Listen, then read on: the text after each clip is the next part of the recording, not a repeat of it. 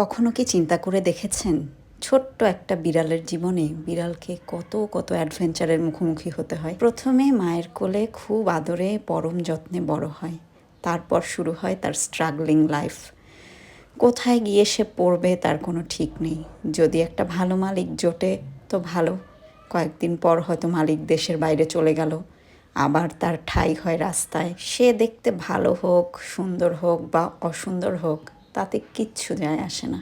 যেই মুহূর্তে তার প্রয়োজন আমাদের জীবনে শেষ, সেই মুহূর্তেই আমাদের জীবন থেকে আমরা ঠেলে তাকে বের করে দেই। এরপরে তার জীবনে যুক্ত হয় আবারও নতুন অ্যাডভেঞ্চার, খাবার খুঁজে খাওয়া, বেঁচে থাকার জন্য স্ট্রাগল, রাস্তার কুকুরের দৌড়ানি, মানুষের তাড়ানি, সব কিছু এড়িয়েও তারা বেঁচে থাকার চেষ্টা করে এবং যতটুক সময় পায় আমাদের জন্য অনাবিল আনন্দ দিয়ে যায়। আমার কাছে বিড়াল কিন্তু সবচেয়ে আকর্ষণীয় একটা প্রাণী।